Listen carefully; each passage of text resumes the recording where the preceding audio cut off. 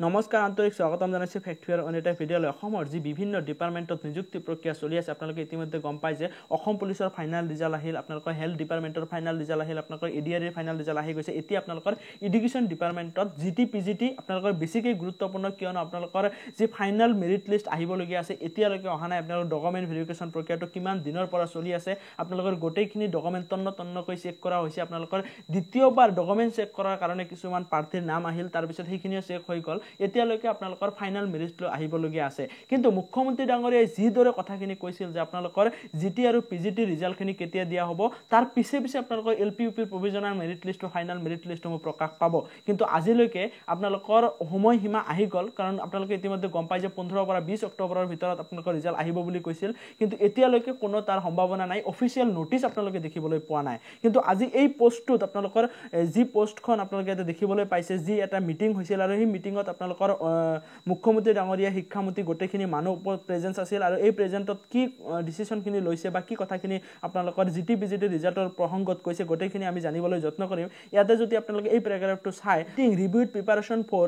launching Nijut Moina scheme 2025-26 in October declaration of results for secondary graduate and post graduate teacher recruitment ইয়াতে আপোনালোকৰ স্পষ্টকৈ কথাখিনি কোৱাই নাই যে আপোনালোকৰ ক'ত কিমান তাৰিখে কিমান ডেটত অফিচিয়েলি ৰিজাল্টখন দিয়া হ'ব বা ফাইনাল মেৰিট লিষ্ট আহিব কোৱা নাই তাৰ সমান্তৰালকৈ আপোনালোকৰ এলপি ইউপিৰ যি মেৰিট লিষ্টসমূহ আছে প্ৰভিজনাল মেৰিট লিষ্টসমূহ আহি পোৱা নাই ইমান দিন হৈ গৈছে আপোনালোকৰ দ্বিতীয়খন প্ৰভিজনাল মেৰিট লিষ্ট আহি পোৱা নাই লগতে যদি আপোনালোকে তাৰ ওপৰত ইয়াতে চাই আপোনালোকৰ কোৱা হৈছে similarly the results of appointment of secondary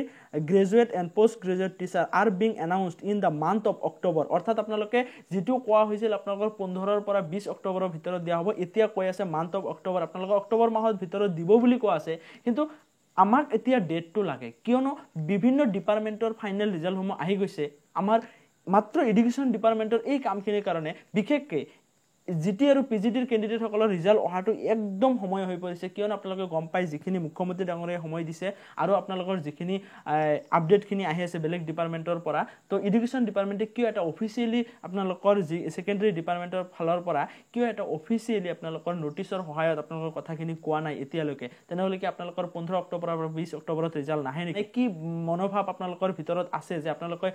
15 অক্টোবৰৰ পৰা 20 অক্টোবৰৰ ভিতৰত আপোনালোকৰ ৰিজাল্ট পোৱাৰ সম্ভাৱনা আছে কি নাই গোটেইখিনি বস্তু আপোনালোকে ভিডিঅ'ৰ তলত কমেন্ট সহকাৰে জনাব আৰু যদি আপোনালোকে মুখ্যমন্ত্ৰী আৰু শিক্ষামন্ত্ৰী ডাঙৰীয়াক লগ পায় বা আপোনালোকৰ লাইভৰ জৰিয়তে দেখিবলৈ পায় ফেচবুকত হওক য'তে হওক আপোনালোকে কমেন্টত জনাব যে আপোনালোকৰ ৰিজাল্টখিনি লাগে কিয়নো আপোনালোকৰ ডকুমেণ্ট ভেৰিফিকেশ্যন প্ৰক্ৰিয়া হৈ গৈছে আপোনালোক গোটেইখিনি ফাইনেলাইজ হৈ গৈছে এতিয়া মাত্ৰ আপোনালোকৰ ৰিজাল্টখিনি প্ৰকাশ কৰিব লাগে ফাইনেল মেৰিট লিষ্টটো দিব লাগে তো আজি এই ভিডিঅ'টোৰ জৰিয়তে আপোনালোকৰ 15 অক্টোবৰত আহিবলগীয়া আপোনালোকৰ জিটি পিজিটি ৰিজাল্টৰ বিষয়ে কথা পাতিলোঁ আগন্তুক কি অফিচিয়েলি আপডেট আহে গোটেইখিনি জনাবলৈ যত্ন কৰিম তাৰ কাৰণে আমাৰ চেনেলটো চাই থাকিবলৈ নাপাহৰিব